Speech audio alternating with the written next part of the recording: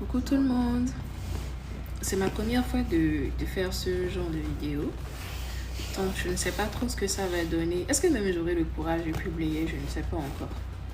C'est aussi la première fois que la mort d'un artiste m'attriste autant, surtout que c'est un artiste que je ne connaissais pas avant. J'ai déjà eu à écouter une ou deux de ses musiques sans vraiment m'intéresser au visage derrière la belle mélodie que j'entendais. Je veux bien évidemment parler de Mohbad Imole, l'artiste nigérien décédé il y a 2 jours, dont on entend parler partout sur la toile. Apparemment, Mohbad Imole est un enfant de la rue d'un village lointain au Nigeria qui s'appelle Ikorodu. Et évidemment, il avait le talent, il avait une très belle voix. Et un jour, il a fait un freestyle où il était en train de chanter tranquille avec sa voix. Et un de ses amis l'a prise en vidéo. Après, ils ont posté la vidéo. La vidéo est devenue tellement virale, a fait le buzz, presque tout le monde l'a vu au Nigeria. C'est ainsi que Naira Marley l'a remarqué. Naira Marley est un artiste nigérien aussi très connu. Mais il n'est pas seulement artiste. Il a un label où il est producteur d'artistes, des choses comme ça. Et son label s'appelle Maliance Music. Donc Naira Marley l'a remarqué, il l'a contacté pour qu'il signe chez lui, ce que le petit a fait, ils ont signé et tout. Et Mohbad est devenu un produit de Maliance Music. C'est de là qu'il est devenu populaire, il a commencé par sortir ses chansons, etc. Presque tout le monde l'a connu, tout le monde l'a apprécié parce qu'il avait un vrai don.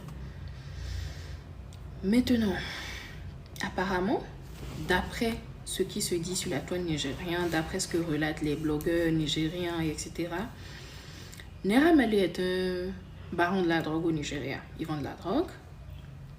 Et il y a 2 conditions quand tu deviens un de ses produits, quand tu signes dans son label et tout, dont il ne te fait pas part dès le début, évidemment. On ne te dit pas les thèmes sombres du contrat, tu vois, les petits caractères sur le contrat qu'on ne voit pas là.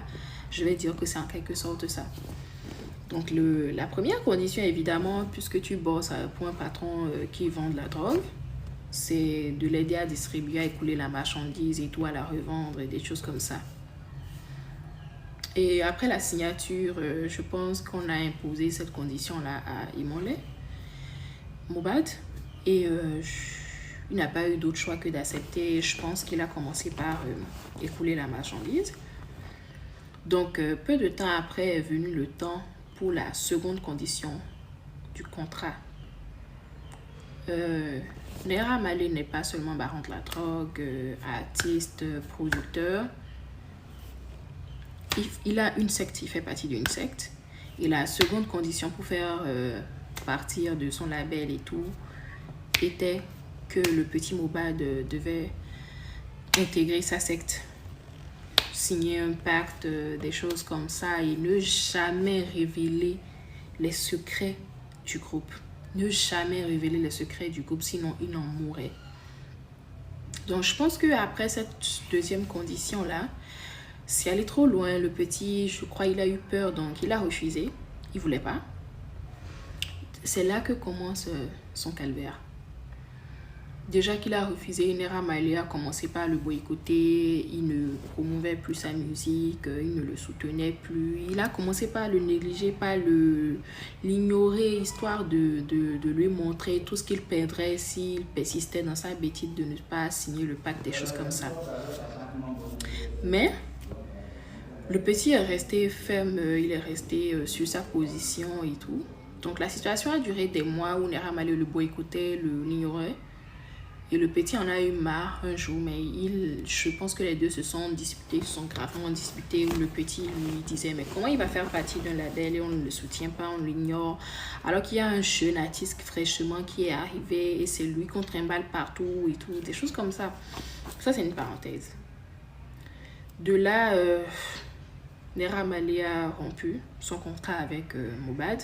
Il a expulsé du label. Et c'était le début du commencement.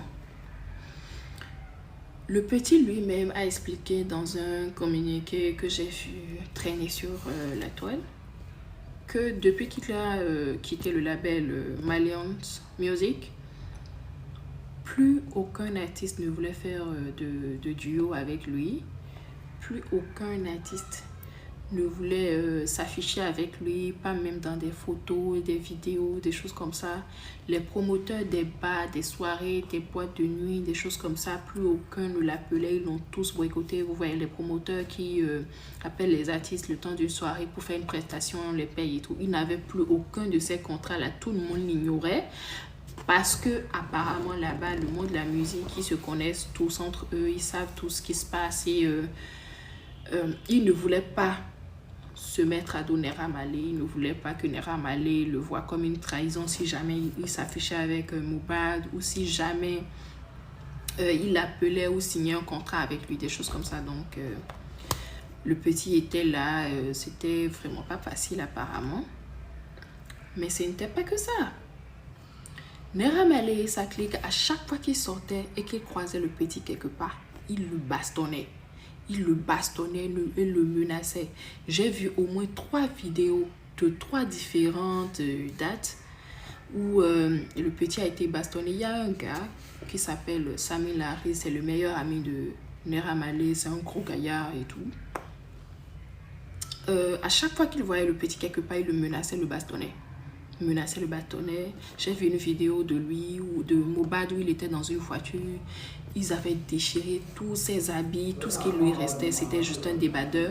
Et sa femme était devant, c'est sa femme qui faisait la vidéo où elle pleurait et disait à quelqu'un qui était à côté en mode « Regarde ce que Sami Larry a fait à mon mari, regarde ce qu'ils ont fait à Mohbad. » J'ai vu une autre vidéo de lui où ils l'ont frappé, ils l'ont tabassé. Il avait plein de sang sur son dos.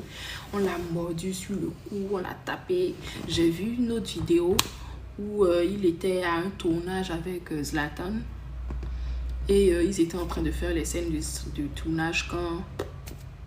En fait, c'était la chanson, le clip de Zlatan. Et je pense qu'il a appelé Mohbad pour figurer dedans ou un truc comme ça, je sais pas trop.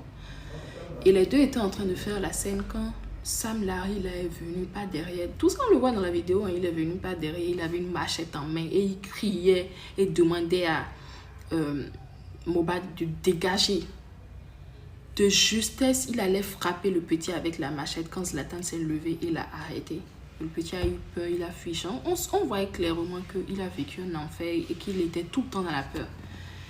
Il a d'ailleurs même essayé de se suicider il y a de cela quelques mois où un ami lui a raconté lors d'une interview qu'ils ont essayé de ils l'ont empêché de se suicider il y a quelques mois où il s'est assis à une fenêtre, il voulait sauter. Il était gravement dans une dépression due à tous ces problèmes, toutes ces situations, etc. Pardon. Et sachez bien que ce n'était pas la fin, ce n'était pas que ça. J'ai vu aussi une autre vidéo de lui où il faisait un live il y a quelques mois ou quelques semaines, je ne sais pas trop, où il était dans un endroit super sombre, il y avait des gens autour de lui et il criait et pleurait et disait qu'il a peur pour sa vie et que si jamais il lui arrivait quelque chose, de savoir que c'était Naira Marley et sa clique qui l'ont tué. Il pleurait et il disait ça, il n'arrêtait pas de répéter ça dans le live, que Naira Marley veut le tuer, des choses comme ça. C'est atroce. Et fortuitement, il y a quelques jours de cela, apparemment, il disait avoir un peu mal à l'oreille. Il avait mal à l'oreille. Il est allé à l'hôpital pour se soigner. On lui a fait une injection. 1 minute après l'injection, il est mort. Il ne s'est plus jamais réveillé. Qu'est-ce qu'il y avait dans l'injection? On ne le sait pas. Ils ont essayé de l'attaquer physiquement en le confrontant partout, le bastonnant, le menaçant. Ça n'a pas marché. Ils ont essayé spirituellement. Le petit était tout le temps peureux. Il avait tout le temps peur pour sa vie. Je pense qu'à la fin, ils n'ont fini pas à la voir. Il est parti. Bon, la vidéo est presque à la fin. Partie 2.